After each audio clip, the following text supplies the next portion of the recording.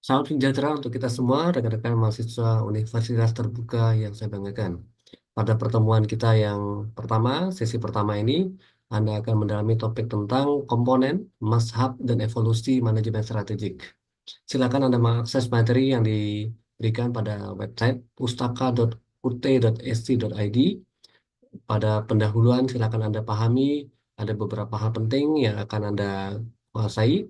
Dan pada sesi pertama ini, ada 6 learning outcomes ya yang akan Anda capai. Silakan Anda membaca deskripsinya lebih lengkap pada halaman LMS Anda di sesi pertama. Mulai dari menjelaskan pengertian dan komponen pokok manajemen strategis hingga menjelaskan apa yang diperoleh oleh perusahaan ketika perusahaan berhasil menerapkan manajemen strategik secara berkelanjutan. Teman-teman, pada konsep manajemen strategis ada beberapa hal yang penting, yaitu bagaimana sebuah organisasi merencanakan, mengelola, dan mengimplementasikan strateginya untuk mencapai tujuan jangka panjang dan keunggulan kompetitif.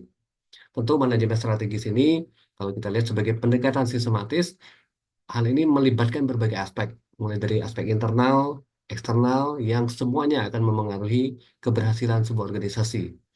Tentu kita bisa melihat bahwa untuk memahami manajemen strategis ada beberapa hal penting yang harus kita lihat. Yang pertama, mulai dari visi, misi, dan tujuan. Visi menggambarkan eh, gambaran jangka panjang, apa yang ingin dicapai oleh organisasi. Hal ini akan menjadi penunjuk arah ya dan inspirasi bagi seluruh organisasi. Kemudian misi menyatakan alasan keberadaan organisasi itu, bagaimana caranya menekankan nilai-nilai penting dan fokus operasional sebuah organisasi. Tujuan adalah target spesifik yang dapat diukur yang ingin dicapai oleh organisasi itu dalam jangka waktu tertentu. Nah, yang kedua adalah tentu kita harus memahami bahwa sebuah organisasi itu tinggal di dalam lingkungan tertentu, internal dan eksternal. Lingkungan eksternal berkaitan untuk mengidentifikasi peluang apa saja, ancaman apa saja yang akan dihadapi oleh sebuah organisasi, seperti faktor ekonomi, politik, sosial, teknologi, dan kompetisi. Analisis lingkungan internal fokus pada kekuatan dan kelemahan internal sebuah organisasi. Apa saja? Sumber daya, kompetisi, kompetensi inti, kemudian kapabilitas organisasi. Untuk hal ini kita bisa menggunakan analisis SWOT, SWOT ya, Strength, Weakness, Opportunities, and Threats. Kemudian teman-teman kita diajak untuk melihat keunggulan kompetitif. Apa saja kapabilitas atau sumber daya unik yang dimiliki oleh sebuah organisasi yang membuatnya lebih baik daripada pesaingnya.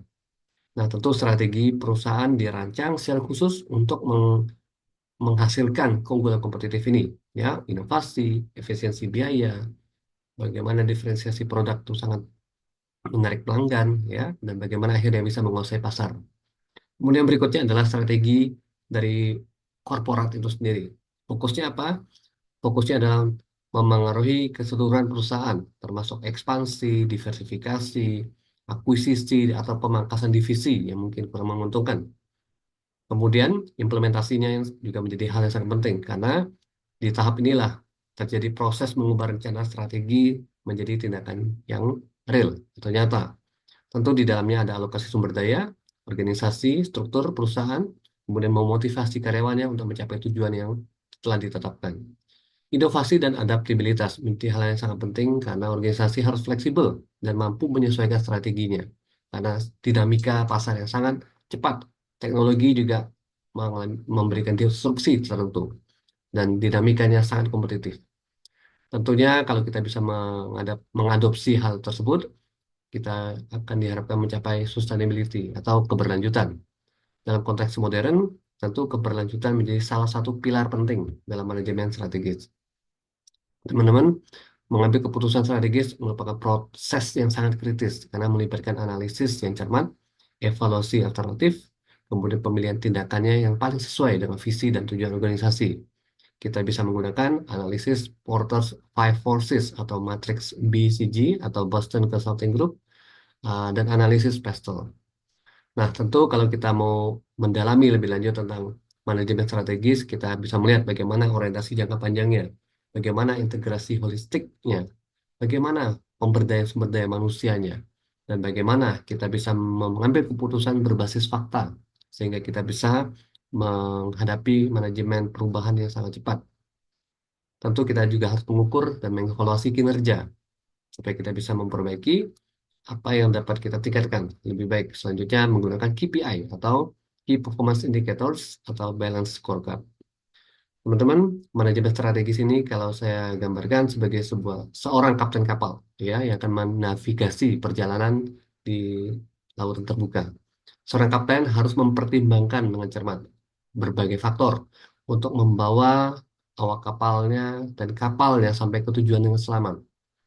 Seorang manajer yang strategis juga harus merencanakan, menavigasi organisasi mereka untuk mencapai tujuan jangka panjang, sukses di tengah tantangan bisnis. Tentu kita harus tahu apa tujuan dan arahnya, visi dan misinya. Seorang kapten harus memiliki tujuan akhir yang jelas.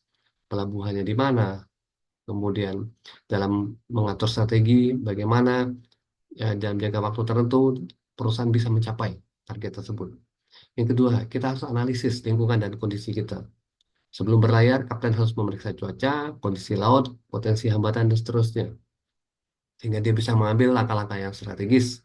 Dia bisa merencanakan rute terbaik yang mana yang harus diambil, ya, sehingga tujuannya tercapai. Kemudian kita implementasikan, seorang kapten memimpin perjalanan, rutenya telah ditetapkan, kapten itu memastikan bahwa semua kru mengikuti perintah dengan baik, sehingga jalurnya benar, lalu kasih tugas juga jelas, sehingga dapat terlaksana semua kegiatan operasional dengan efisien.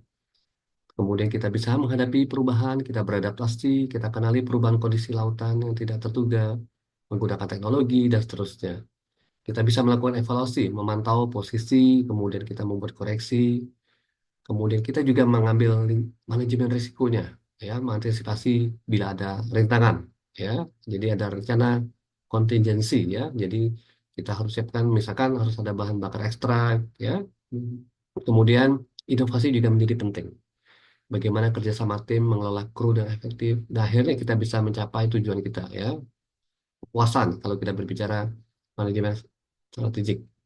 Nah, tentu teman-teman, kesuksesan sebuah organisasi itu kita bisa lihat dari beberapa indikator di atas. Ya, jadi bagaimana kita melibatkan rencana jangka panjang, pengambilan keputusan yang tepat, kita menyesuaikan saat menghadapi perubahan sehingga leadership-nya menjadi kuat. Jadi keberhasilan ini tergantung pada kemampuan untuk membaca kondisi lingkungan, mengelola sumber daya, memimpin tim, dan melakukan inovasi ya untuk mencapai tujuan akhir dengan sukses. Itulah kira-kira gambaran penting untuk sesi pertama ini. Semoga membantu Anda dalam memahami materi ini. Selamat belajar dan sampai jumpa pada sesi kedua.